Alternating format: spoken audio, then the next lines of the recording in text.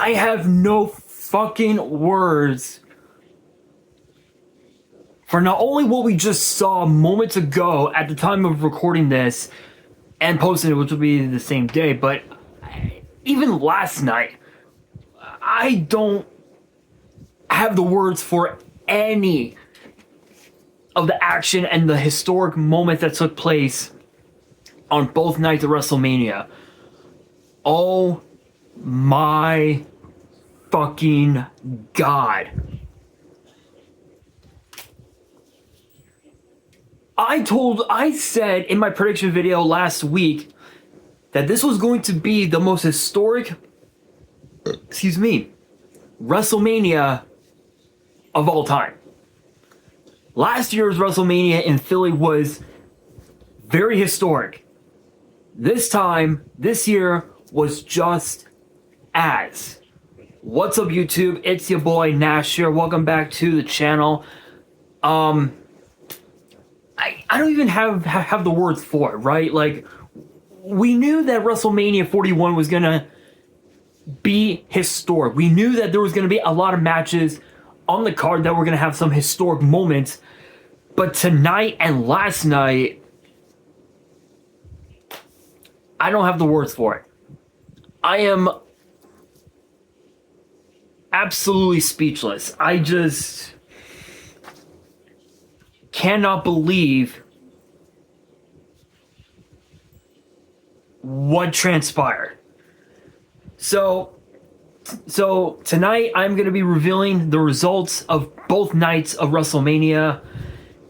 And before we even begin, I do want to give a big shout out to WWE as they have acquired the Lucha Libre promotion known as AAA.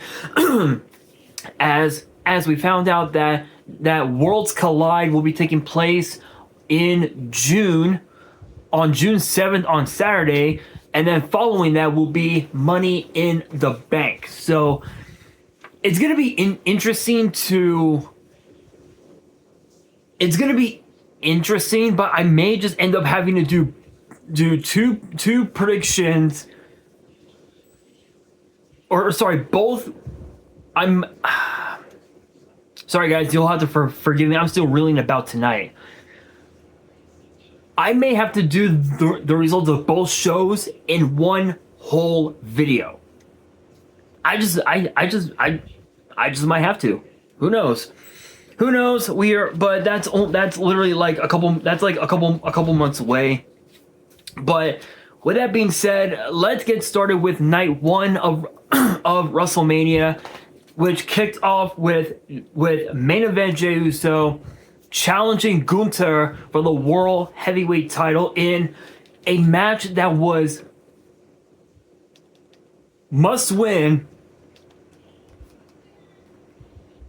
In a match that was must win for Jey, because if he lost, that was it. He was never going to get another opportunity at Gunther and the World Heavyweight title again. And shockingly enough, he made the best of it. Shockingly enough. It's weird because a lot of people believe that the way it ended was a bit rushed. Why people believe that, I don't know. I think those are the type of people that don't really how can I explain it? How can I explain it in a way that doesn't give me hate? Those are the type of people that don't really appreciate professional wrestling as it is now, in a way, if that makes sense. But that's just my honest opinion. But this was literally like everything we had expected. We knew that Gunther was going to use Jey's emotions against him, and he did for pretty much most of the match. And Gunther dominated most of the match, counter after counter. This was back and forth, and the final moments of that matchup, Jey Uso hit a spear onto Gunther, and hit one, two, three Uso splashes, and made Gunther tap out to the sleeper to finally win the World Heavyweight title. Now, think about this. Ever since Gunther appeared in WWE on NXT UK all the way back in 2019, there have only been a few superstars, there have only been a few men who have beaten Gunther by pinfall or submission. Ilya Dragunov is one. Braun Breaker is another. Sami Zayn is another. Cody was the fourth. Jey Uso was the most recent. I will say, this was very unique, very interesting, because Gunther had used Jay's emotions against him, again, as I stated, throughout most of the match. But once the match concluded and Jay was celebrating, out came the return of Big Jimmy Uso, celebrating with Jay, with the entire WWE universe inside Allegiant Stadium. No words. Honestly, this was a must-win situation for Jay. 3 stars, absolutely incredible. Huge win for Jay. Big win for him. There like almost every single WrestleMania match that Jay has had over the years, he's lost a vast majority of them, and his big win, and one of his big wins came at last year's WrestleMania in Philly, defeating his own twin on night 1, which was something that we didn't expect, but it worked. The match worked out exactly as we had expected at that time. This time, it was as advertised. So shout outs to main event Jey Uso. Yeet. Could the match have ended? Could the match have ended differently? I don't know. At this point, it's too hard. It's too hard to call. I think mostly because of the fact that Gunther has been very dominant and has only lost a small handful of matches at, whether it was 1-on-1, in tag team matches, 6-man tag, 8-man tag. He has only lost a small handful of his matches, but I think this was a loss I feel like that Gunther could be proud of, because he became the second longest reigning World Heavyweight Champion of all time since its return in 2023. Obviously, Seth still holding the record at 316 days. Gunther at 259 days. I think Priest is number 3 at 129 days, if I remember correctly. But shout outs to main event Jey Uso. Now the real work begins, and he is now the hunted. Congrats to him. As he always says, 4 letters, 1 word, yeet.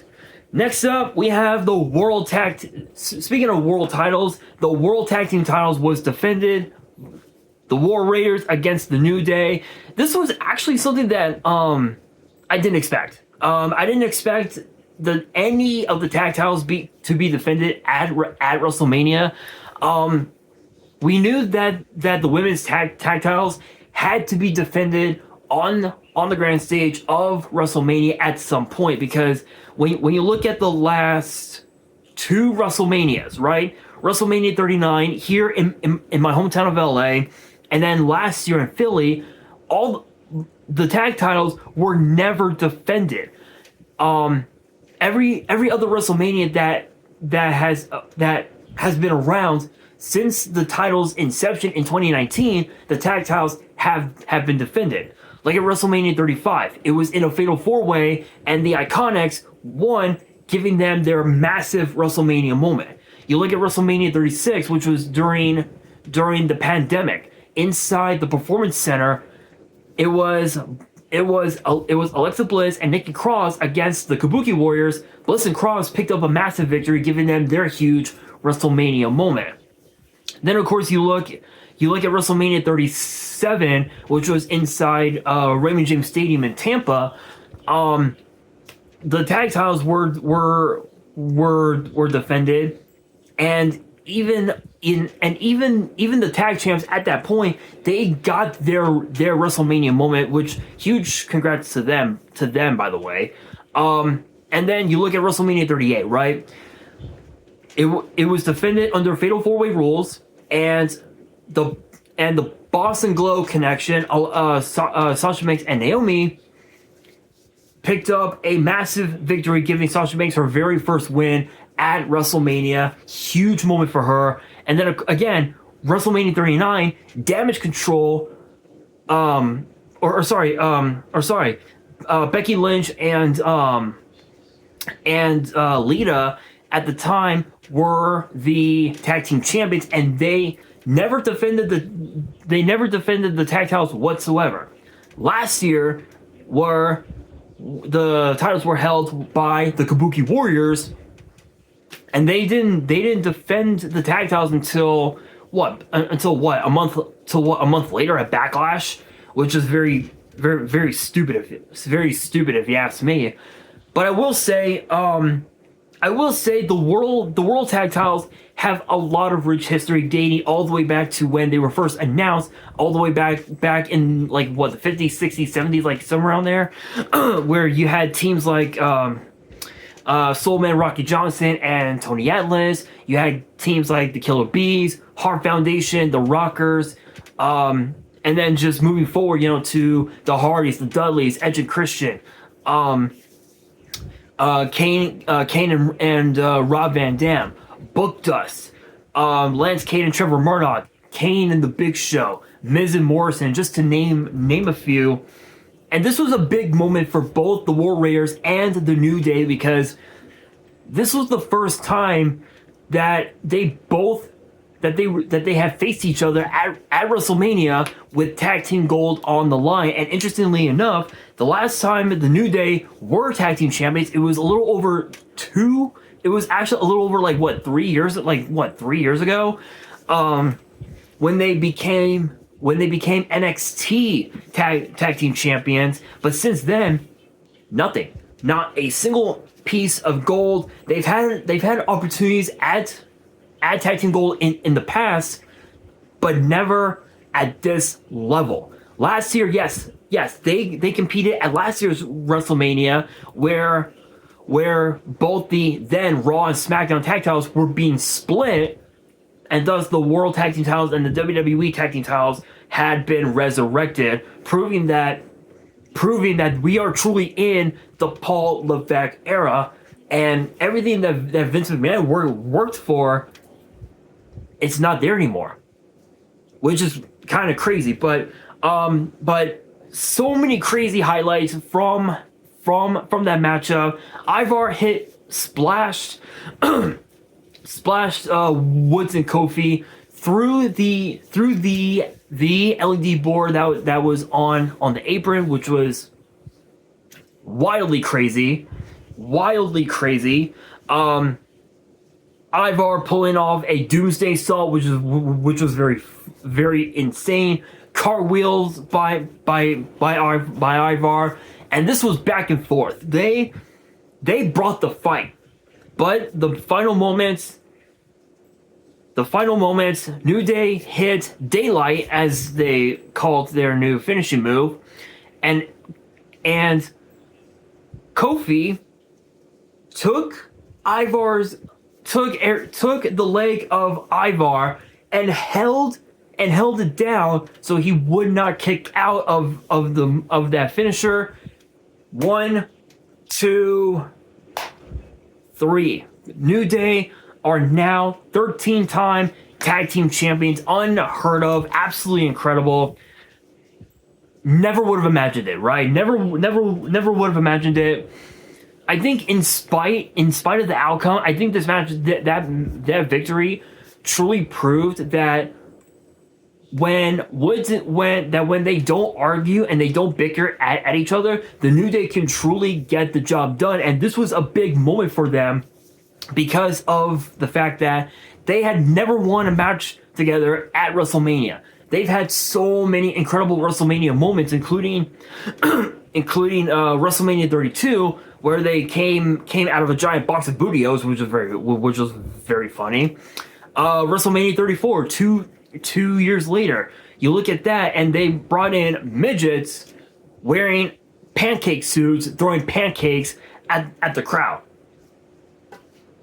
Think about that. And then WrestleMania 33, the previous year, they were the hosts of WrestleMania, so they didn't get the chance to compete. But other than that, Kofi, he's had moments at WrestleMania. He's won a few matches at WrestleMania, including Kofi Mania at WrestleMania 35.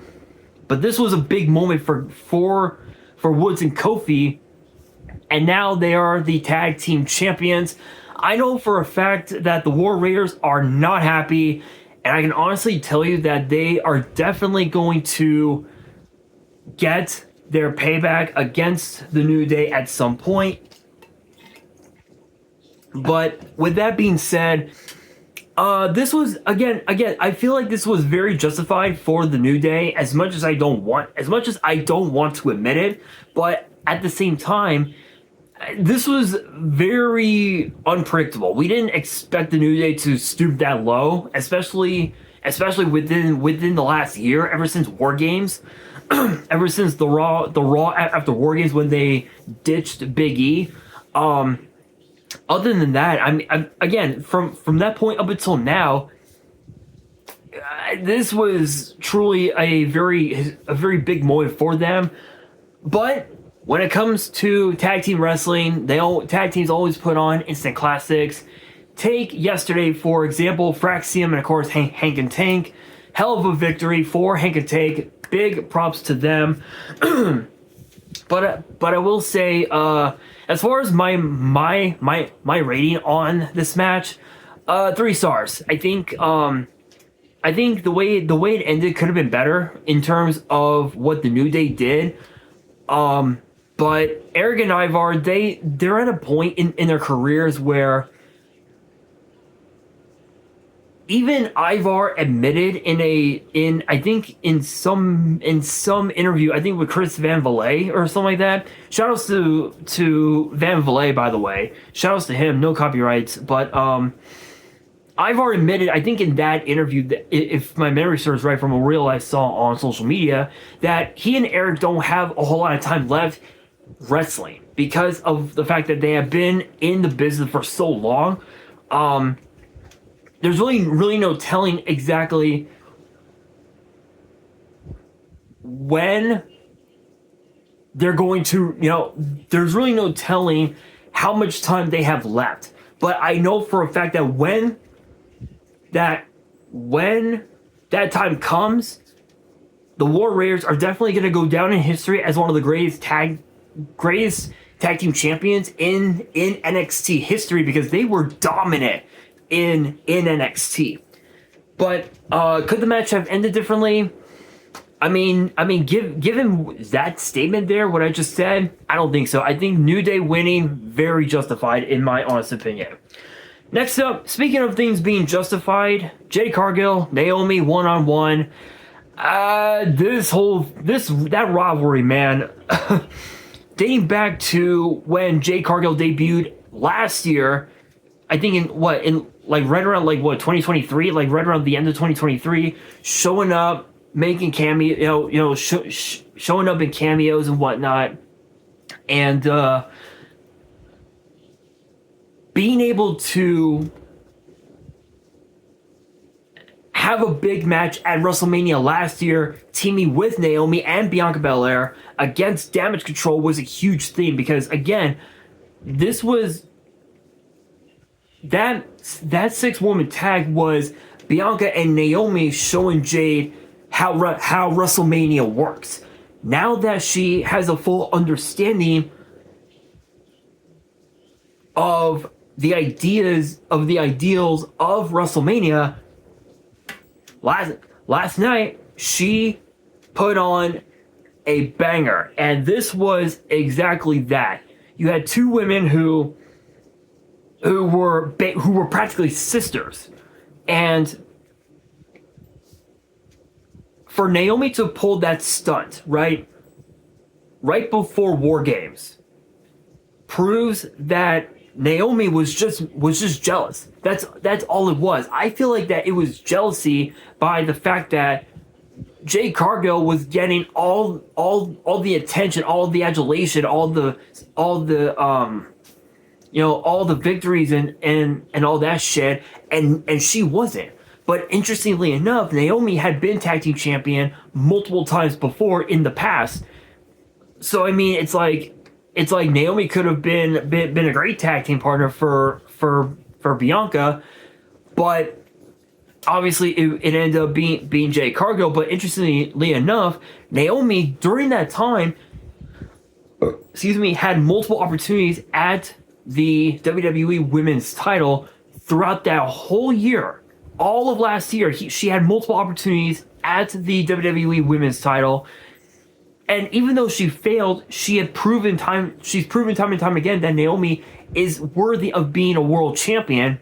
But then again, after last night, so is Jade Cargill. And I will admit, with this matchup, this was back and forth. We knew that this was going to be that it was going to be physical, and it was absolutely that.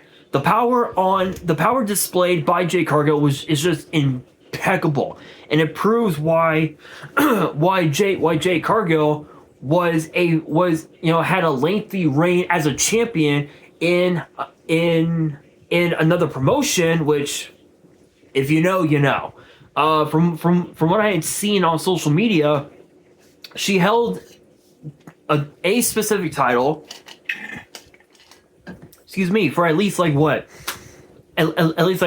some days or something like that. I don't remember. I don't watch them. Unfortunately, but it's just from what I had seen on social media.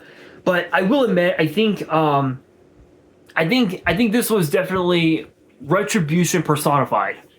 Big shout out to Jade Cargill pinning Naomi, hitting Jaded, and now the question becomes, where does Jade Cargill go from here?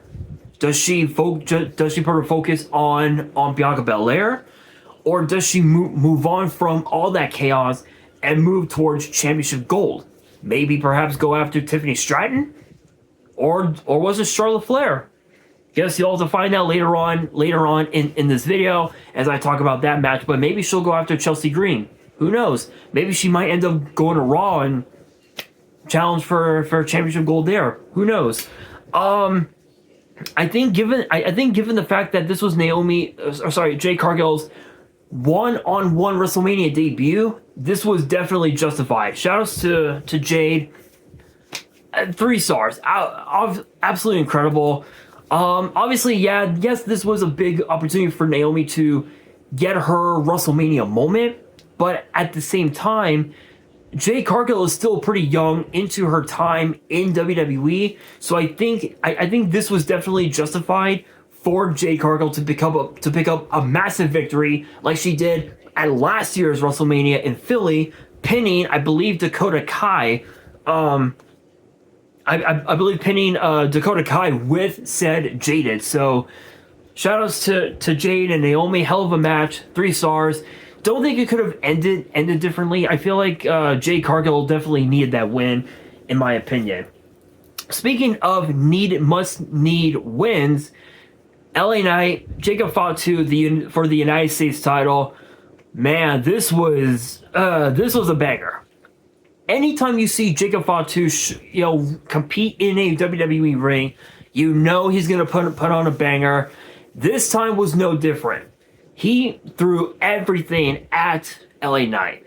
Moonsaults, super kicks, headbutts. He even attempted a moonsault on LA Knight and got hit with a BFT in midair. But even that wasn't enough for the megastar to win. And at the closing moments, unfortunately, for LA Knight, it took two moonsaults, two vicious moonsaults for Jacob Fatu to finally get his WrestleMania moment and become the United States champion.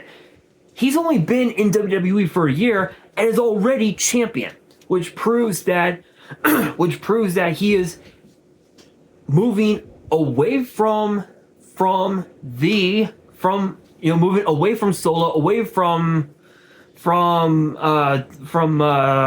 what's his name, Damatonga and Dongaloa, and branching out on his own. And the fans are loving Jacob Fatu, so maybe we might see Jacob Fatu get a babyface run, which I am honestly hoping. I'm hoping to see a babyface run out of Jacob Fatu, because I think it would prove that Jacob Fatu definitely belongs in WWE.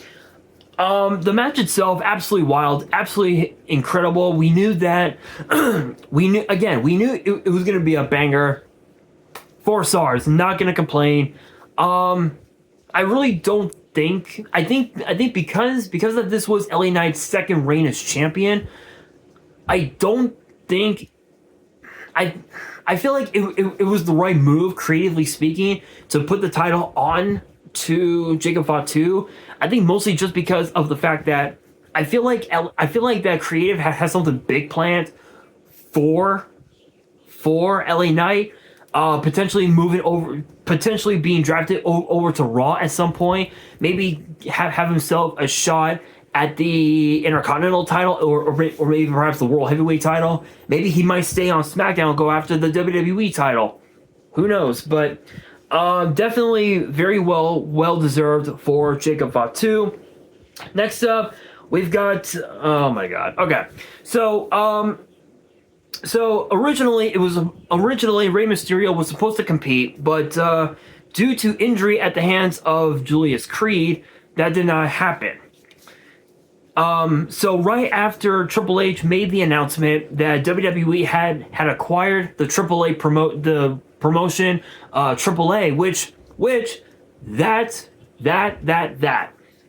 I will talk about in a separate video on its own.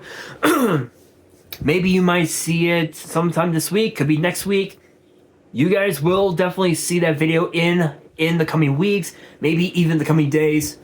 Be sure to stay tuned to my Threads page. My ad will be in the description to find out. But right after that announcement was made, Rey Mysterio announced that he could not compete because of Julius Creed, and he suffered an injury for it.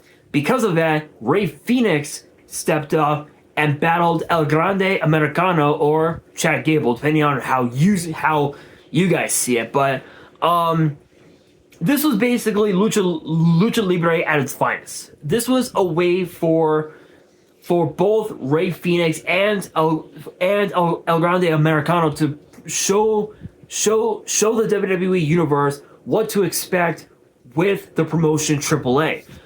The style of Lucha Libre, high-flying action, just fast-paced matches all over. That was definitely something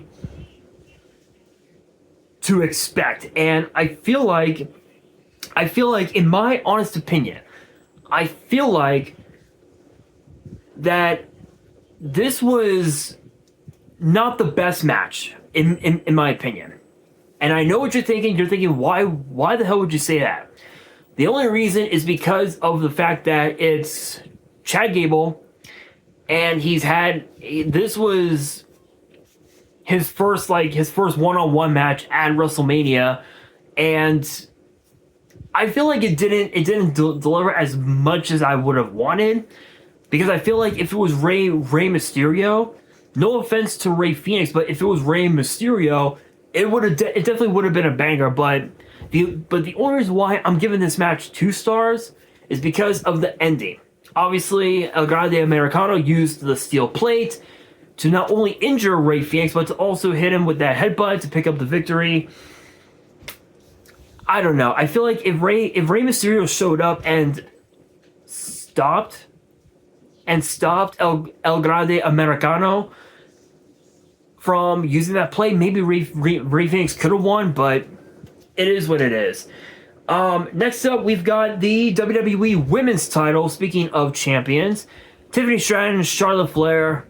Man, dream match personified. That's all I can say. Tiffany Stratton had wanted this match for a very, very long time because of the fact that she had idolized Charlotte Flair for the longest time and wanted to have a match with her at some point, and she got it. She got that match last night at WrestleMania, and this was a banger. This was an absolute banger of a match. This was literally that match is the reason why women in wrestling are taking over. This is why women in wrestling are taking over the entire wrestling world, and and showing off why they are the best, because they've proven that they can be on the same level as the guys. And this match was no different because this was the co-main event. Think about that. The co-main event of night one last night. Non-stop aerial moves, gymnastic backgrounds between from both, and they basically personified it by using that to their advantage. And Charlotte Flair's knee kind of gave out a little bit, but as did Tiffany Stratton. Both women targeted each other's knees. Charlotte Flair attempted the figure eight numerous times. She hit natural selection on Tiffany Stratton from the top rope, and not even all that was enough, which brought us to the closing moments. Rolling senton, prettiest moonsault ever to Charlotte Flair, and Tiffany Stratton is still the WWE Women's Champion. Charlotte Flair winning, I think, would have brought a lot of heat to her, and it would have brought a lot of hate to the WWE creative team. So I feel like Tiffany Stratton winning and retaining her title, perfect, absolutely perfect. Really can't say much about it. This was an instant classic. 5 stars. Absolutely incredible. I know some people might believe that I'm kind of capping on that. I'm capping a little bit with that match, but understand that anytime Charlotte Flair competes in a match, it's going to be an instant classic. You look back at WrestleMania 39 when she defended her title against Rhea Ripley. It was an instant classic, and it became one of the greatest women's championship matches of all time, which is the reason why Rhea Ripley is indeed who she says she is, which is the Eradicator. Mommy, as she calls herself. That's why she has all these nicknames. It's because Rhea Ripley put on a banger that night 2 years ago. 5 stars. No, I think Tiffany needed that win more than anything else. Which then brings us to the main event of night one, and oh my fucking god. Just night one, right? You had 3 of the greatest world champions of all time, right? You had CM Punk, who held the WWE title for 434 days. Roman Reigns held the WWE title for 1,316 days. Seth Rollins held the World Heavyweight title for 316 days. And think about this, right? Punk is a 5-time champion. Seth is a 5-time champion. Roman's a 6. That is 16 world titles between them, but overall it is more than more than two dozen championships overall between these men. And Paul Heyman was in CM Punk's corner. We saw Living Color make their return to WrestleMania for the first time since WrestleMania 29. Living Color is always gonna show up, show out, and they fucking did that. But we knew this was gonna be an instant classic. boy, was it the fuck ever. This was everything we knew was going to happen. We knew that the hatred that these three had for one another was going to explode, and boy, did it ever. Multiple stomps, multiple spears, multiple GTSs, anaconda devices galore, spears galore, stomps galore. It was all over the place. Punk and Rollins even threw hands in the stands of the WWE universe, and even that was just crazy as it is. Roman Reigns even also hit a powerbomb on not only to CM Punk, but also to Roman Reigns on both of the announce tables. And think about this. The tables were supposed to be reinforced, but it looks like they weren't, which was very funny. Multiple near falls. It was just all over the place. And then Paul Heyman, this is where things got interesting. And this is where my mind is just like boggled right now. Paul Heyman takes a steel chair, looks at Roman, is like, nope, you're good, my man. Shoves it over to CM Punk. And this is where the final moment, the last moments of the match comes to pass. Boom! Low blow to CM Punk. Roman Reigns grabs the chair. Paul Heyman tells Seth, look, he's yours for the taking. I acknowledge you, my tribal chief. And then, boom.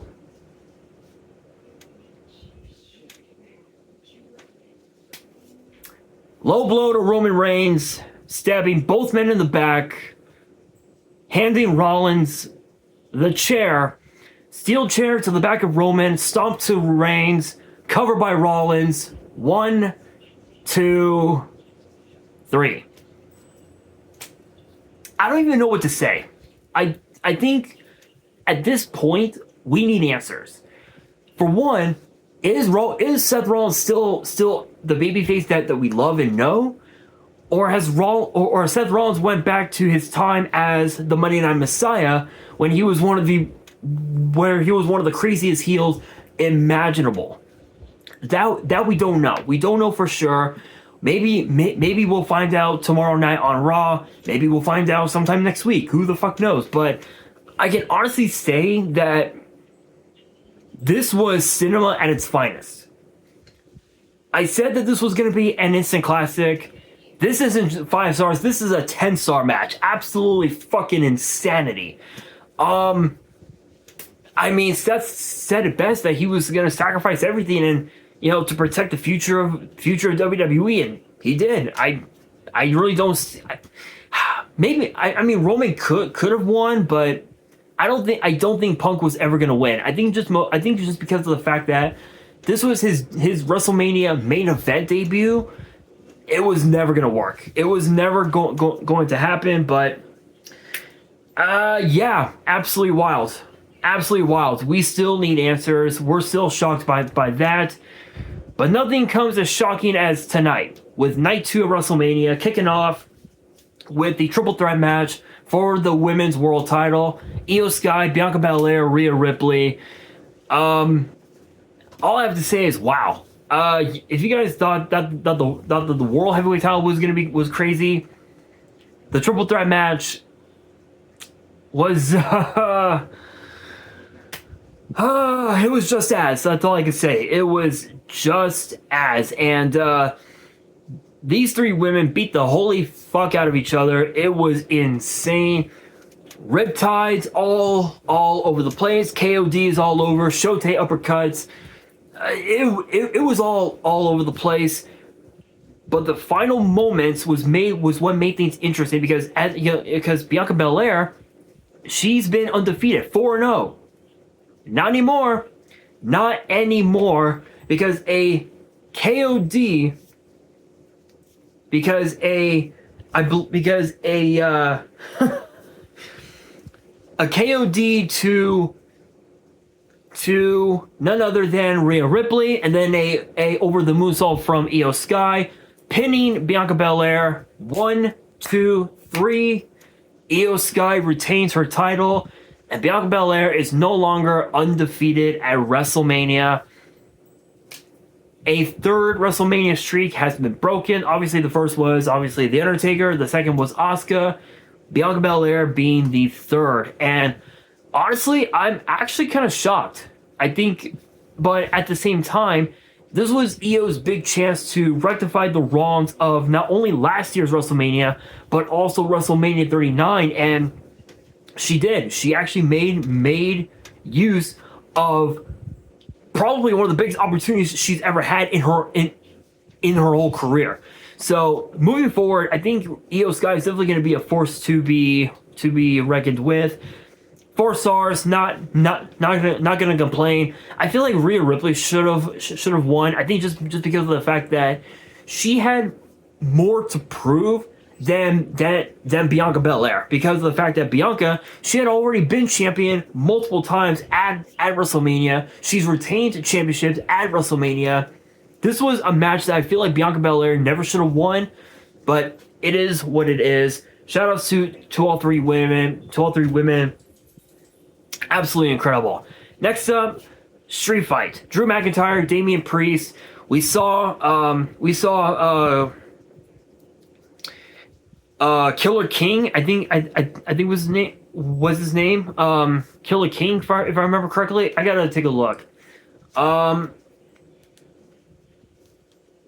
believe it is Killer King. I'm on YouTube on my Fire Stick right now. I'm looking up the official WWE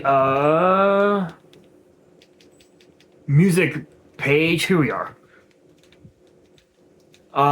Here we are. Let's see. Let's see here. Give me 1 second. Give me 1 second here. I'm still trying to find it, guys. I apologize if I'm taking forever. But I do need to look and see. Because I believe his name is Killer King. I think it is...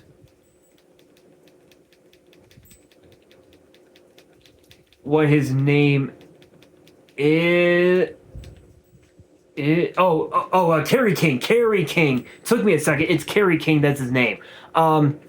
We saw Kerry King perform at WrestleMania, which was awesome. And this literally street fight as advertised. We knew that this was gonna be physical. It was gonna be brutal, and it was. Most of the weapons that were brought into the match were brought in by Drew McIntyre. Steel steps, tables, chairs, pretty much everything that you could imagine. They brought it, and this was absolutely physical. I'm not gonna say anything else except the fact that it was indeed physical. We even also saw Drew McIntyre take a selfie and just post on social media saying "still bored at work, LOL," which was very funny, very stupid, but very funny. But closing moments of the match, Drew McIntyre hit a Claymore to Damian Priest, picking up a massive victory that he desperately needed to rectify the wrongs of what happened last year. But I can guarantee you, Priest ain't done. Damian Priest ain't done. 3 stars. Enough said. Drew McIntyre winning definitely was the right call in my opinion. But moving forward is the Intercontinental Championship, and oh my god, I'm not gonna say anything else except holy shit. Penta, Braun Breaker, Finn Balor, Dominic Mysterio. This was the biggest Intercontinental Championship match of all time. The title had been defended in triple threat matches, one-on-one matches, ladder matches, everything else you could think of, but never a fatal 4-way. And we knew that the odds were going to be against Braun Breaker, and it was. The odds were definitely against Braun Breaker, and all 4 men brought the fight. Braun Breaker hit Carlito with the spear because Carlito randomly showed up. Why, I don't fucking know. Literally broke the announce table again, which was very funny. And the final moment actually was what shocked what not only shocked me but the entire world. A spear, Finn Balor hit a coup de grace onto Braun Breaker, and then Dirty Dom, of all the ways, hits a frog splash onto his own Judgment Day teammate, and he does it. He actually does it. Very first WrestleMania victory, and is now the Intercontinental Champion. And think about this. The fans went ballistic because they knew that Dom's time had come, because of the fact that he needed to prove that he truly can win a match on his own, and he actually did. He won on his own, and now the question becomes this: what's Finn Balor gonna do? What does he do? What happens to the Judgment Day? Do they go their separate ways? No one knows. 4 stars, not gonna complain. Dirty Dom desperately needed that win. Enough said. Penta definitely. I don't think Penta was the right move to win the match. I think just because of the fact that he had only been in WWE for only a few months, whereas opposed to Rey Fenix, definitely the same way.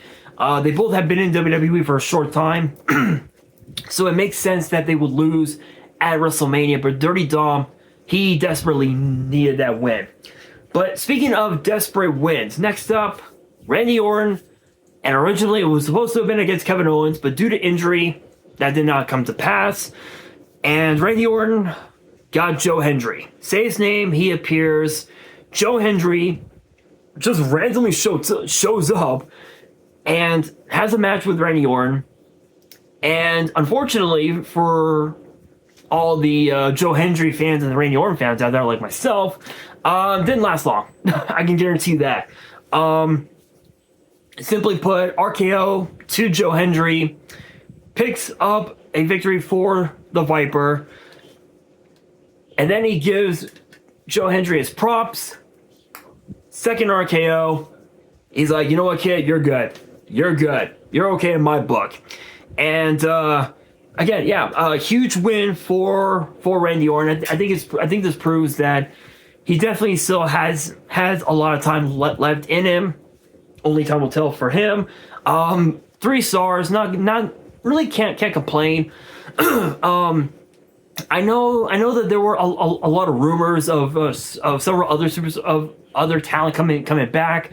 Rusev was definitely one that was brewing up. Aleister Black, but Joe Hendry I think was a pretty good decision. But it would have been very funny if the TNA World Title was defended. It would have been very funny. Next up, Logan Paul, AJ Styles. Oh my God. High flying at its finest. Enough said. Logan Paul, he knows how to troll fans. When it comes to being in that ring, he knows how to troll fans. He hit a leg drop, buckshot lariat, frog splash that was very impressive. Styles clash on AJ Styles, which was very funny. Jeff showed up which was very random. Karrion Kross tried to help AJ Styles, but it did not work out because Logan Paul hits the pulverizer on AJ Styles because of Karrion Kross and Jeff. I don't know. I think at this point, I think Karrion Kross is just treading onto uncharted water with AJ Styles, but we'll see. 3 stars. I know that with Logan Paul, usually it's like a 4-star, 5-star match. This one, I'm giving it 3 stars. I think just because of the outside interference, and the fact that this was something that we didn't expect. We didn't expect a match like this to take place, but it is what it is. Next up, the women's tag team titles defended. Liv Morgan and Raquel Rodriguez against Lyra Valkyria, and originally it was supposed to have been Bayley, but due to injury, Bayley had bailed out. So who shows up? None other than Liv Morgan's worst nightmare, the man, Becky Lynch. Oh my God. I did not, honestly, we didn't expect Becky Lynch to show up at all. We did not expect it at all. And Becky even said it best in some interview that she was done and she didn't know when she was gonna come back. She shows up tonight, and oh my God, all four women put on a banger of a match. Liv Morgan always knows how to break the internet with her gear. She broke the internet with her gear tonight. Props to her on that. If you know, you know. But all four women put on a hell of a banger. Liv and Raquel came close multiple times, but Becky Lynch hit a manhandle slam onto Liv Morgan to win the tag team titles. I believe this makes it her second tag team title. Yeah, I believe this makes it her second tag team title. Obviously making more history. The man has been doing, and Lyra Valkyria is now Lyra 2 belts, holding both the tag titles and the Intercontinental title.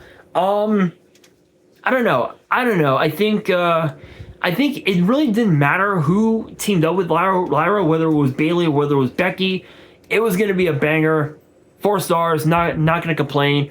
I think because of Dirty Dom winning the Intercontinental title,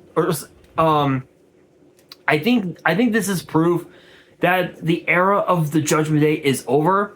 Just like the era of the Bloodline is over, because of the fact that Jacob Fatu has already become U.S. champion. Paul Heyman is with Seth Rollins. Roman is on his own. Solo's got Tama Tonga. Tonga Loa's been out with an injury. Bronson Reed is out with an injury. Everybody within the Bloodline is going their separate ways. There's no doubt. 5-6 years, the era of the Bloodline is over, and I think the era of the Judgment Day is also coming to an end, as well. Who knows? Maybe babyface Dirty Dom once again. Who knows? Only time will tell. But oh my God, main event night 2: John Cena, Cody Rhodes for the WWE title.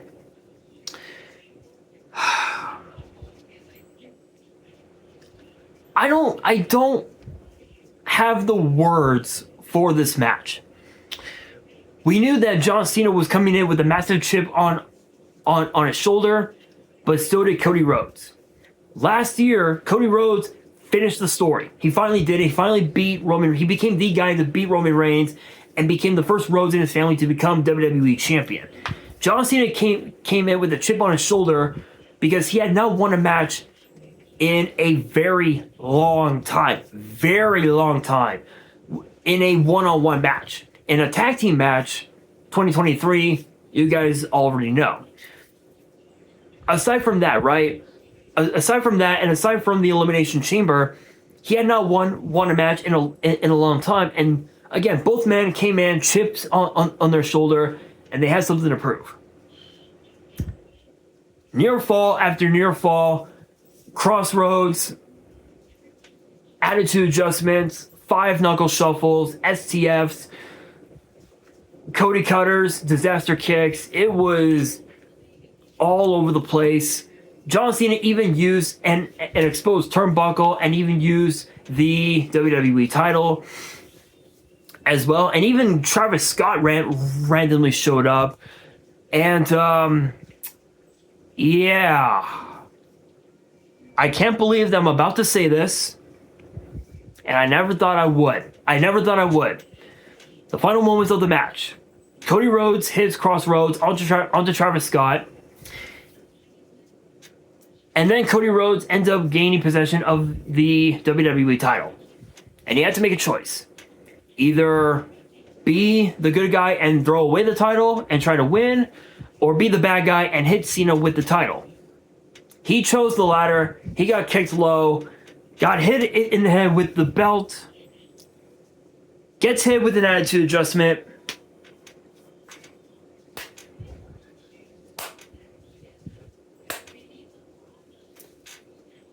Yeah. You just saw it, you heard me right. John Cena has done the impossible. Something I did not believe would ever happen. Becoming WWE champion, becoming world champion for the 17th time. Don't get me wrong, I've got nothing but respect for John Cena for what he did, for what he has done for WWE over the years. I think this has been the best version of John Cena we have seen in a very long time. Cody Rhodes had been champion for over a year, and I think this was,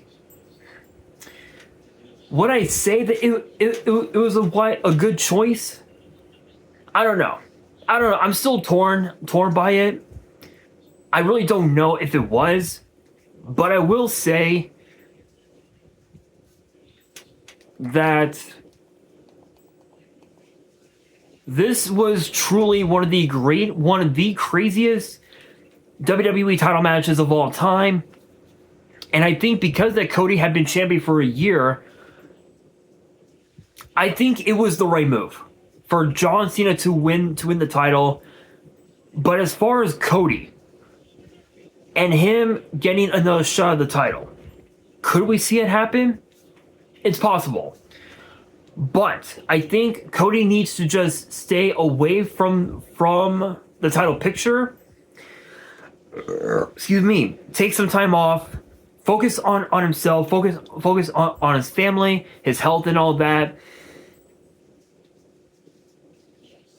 And who knows? Who knows? Maybe Cody Rhodes will one day regain that WWE title.